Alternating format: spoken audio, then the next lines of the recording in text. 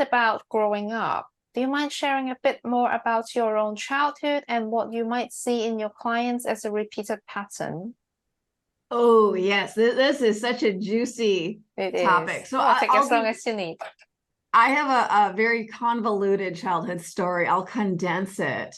Mm-hmm. I grew up in a family of people who were intuitive, sensitive people, but had really blocked that. That was really repressed in my family. Talking about emotions was not okay. Expressing emotions in any way was not okay. There was a strong strain of alcoholism that ran through my family.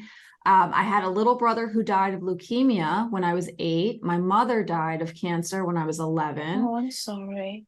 I was raised by my grandmother until I was 16. She died of cancer. So it was really like this one tragedy after another. And my father, he actually remarried. I was raised by my grandmother and he lived in the next town over. He remarried. He had more children. He was a high functioning alcoholic. He was a sweet man, but really emotionally shut down, very avoidant.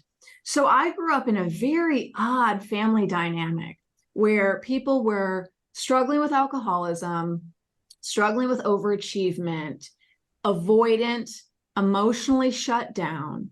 And I observed all of this. And I thought I was crazy growing up because I could feel feelings that I felt were coming from other people. But then I thought, no, I'm crazy. That's all me.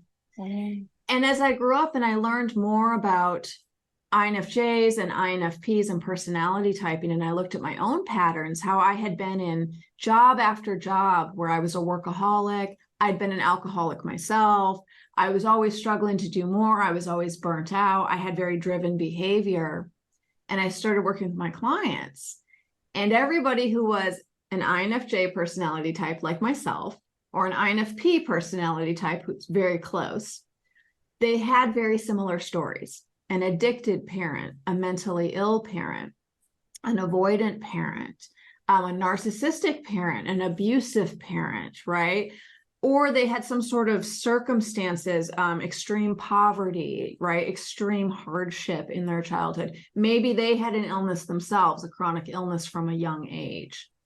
I've never met an INF personality type who had an easy childhood. The details are different, but the themes are the same. Mm-hmm. And I really believe that contributes to our empathic nature. We had to learn how to be intuitive from a young age. It's a muscle, it's a psychic muscle.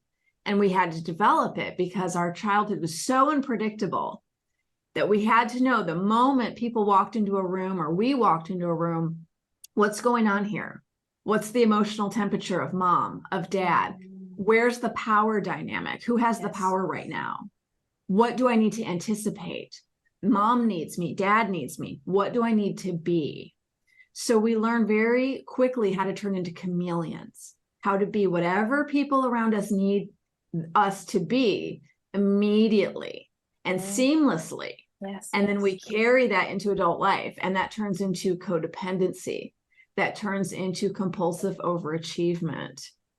And the whole time, we're now so psychically open and empathic, we're getting everyone else's stuff, their feelings, their thoughts, their psychic baggage. And a lot of times, these types don't know we're getting all this stuff from other people. So that's another topic I teach on is empaths and boundaries, empaths and relationships, how to manage that sensitivity, how to manage that psychic porousness that's so much a part of us.